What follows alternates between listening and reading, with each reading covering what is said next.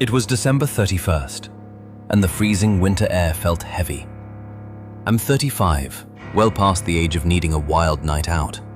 So when my 27-year-old casual buddy, Alex, offered me a few bucks to watch his pint-sized husky mix, Bailey, while he went clubbing in the city, I gladly took the gig. His rules were simple: feed her, walk her, and no pause on the couch. By mid-evening, with Alex's blessing, I invited my girlfriend Trisha to head over after her retail shift ended at midnight. Around 9 p.m., as I was unwinding with a movie, the doorbell rang. Standing on the porch was a woman in her late 20s, bundled up in a heavy hoodie. She claimed she was Alex's girlfriend and had left her wallet upstairs. Not wanting to make things awkward, I let her in. She glided past me straight to his bedroom, leaving the door slightly unlatched. I immediately texted Alex. "Didn't realize you were seeing someone." When she came down a few minutes later, she gave a cold, mechanical laugh to a casual question I asked and slipped out into the dark. That's when my phone buzzed. Alex was outside a noisy bar, screaming over the music. "Man, I don't have a girlfriend! Who the hell is in my house?" Panic set in. I ran upstairs. His valuables seemed untouched, but the dread in his voice was palpable. He started texting me Instagram photos of girls he knew, but none matched the stranger. Then came his final chilling text. "I know who it is. Lock everything. Don't open the door." Trisha arrived at midnight, and as I was frantically explaining the situation, a heavy, rhythmic knocking echoed from the front door. No doorbell, just dead thuds. We sat in total silence until the knocking stopped. But the nightmare wasn't over. Hours later, we woke up in the guest room to Bailey letting out a low, guttural howl, her eyes locked on the bedroom door. Then came the sound that made my blood run cold, the distinct creak of boots on the hardwood hallway.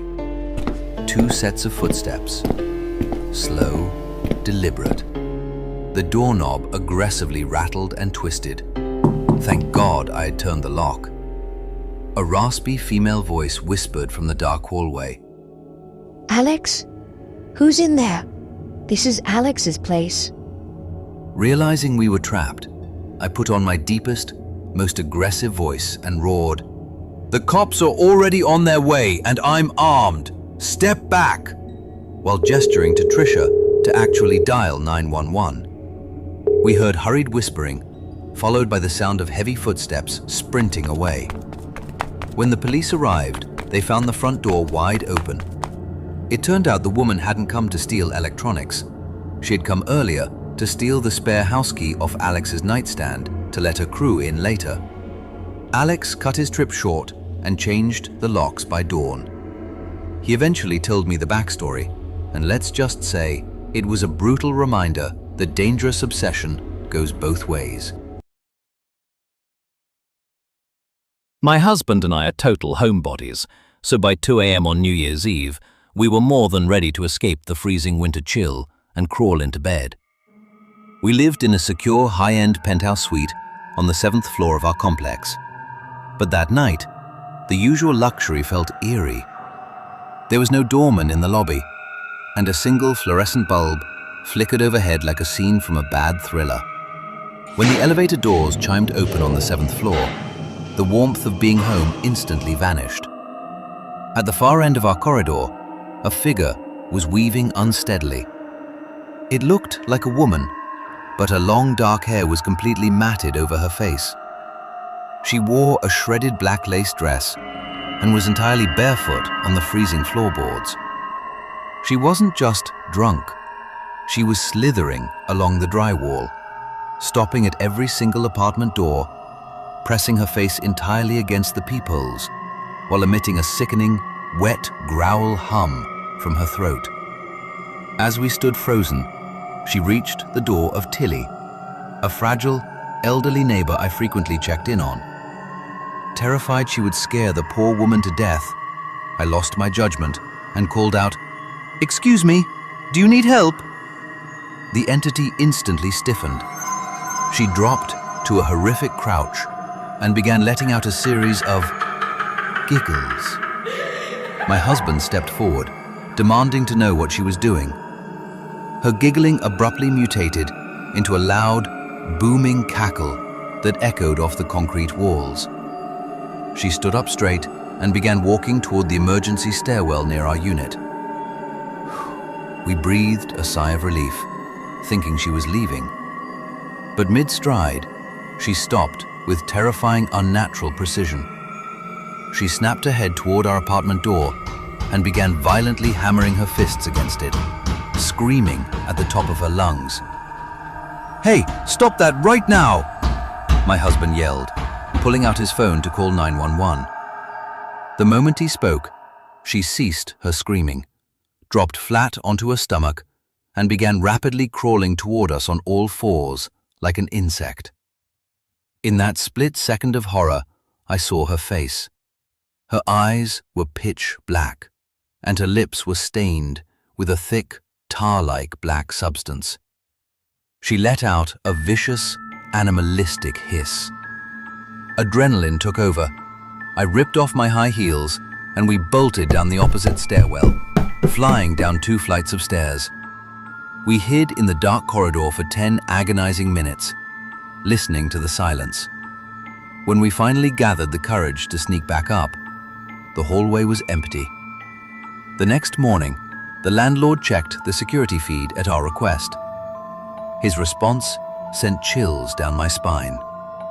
The cameras glitched out due to the extreme cold at exactly 2 a.m. There's no footage. We broke our lease and moved out a few months later. New Year's Eve 2020 was supposed to be a standard, low-key house party. My friend Logan was hosting at his parents' place while they were out of town. By 3 a.m., the crowd had dissipated. The only people left awake were Logan and myself, nursing the last of our drinks in the living room, while our buddy Cody was dead to the world on the sofa. With the music turned off, the house became uncomfortably quiet. That's when we heard it. A faint, rhythmic creak, creak, creak. At first, we blamed it on an old refrigerator or the house settling in the winter frost. But the sound was too consistent, too deliberate. It was coming from right beneath our feet. We followed the noise to the end of the hallway, stopping right in front of the heavy wooden basement door. Logan unlocked it, cracked it open, and, "Yo! Who's messing around down there?" The creaking cut off instantly. Dead silence. Fueled by a mix of alcohol and anxiety, we grabbed 2 large chef's knives from the kitchen counters and crept down the creaking wooden stairs together. Logan's basement was a cluttered mess, an old bar, a dusty TV, and heaps of forgotten storage boxes. We checked behind the drywall, inside the utility closets, and under the furniture. Absolutely nothing. No open windows, no drafts, and no intruder. Then, my eyes landed on an antique wooden rocking chair tucked into the far corner of the room. I walked over and gently pushed the headrest. Creak, creak, creak. It was the exact, undeniable pitch and cadence of the sound we had been hearing from upstairs. Logan and I locked eyes. The realization hit us like a tidal wave. Something had been actively sitting in that chair, rocking it back and forth in the dark, and stopped the exact moment we called out. The chair had belonged to Logan's grandmother, who had passed away years prior in that very house. We didn't say a word. We sprinted up those basement stairs so fast, we almost tripped over each other, slammed the door, and turned the deadbolt. Logan kept that basement locked tighter than a vault until his parents got home. I've never believed in ghosts before that night, and I haven't had a paranormal experience since. But every New Year's Eve, I can still hear that rhythmic wood groaning in the dark.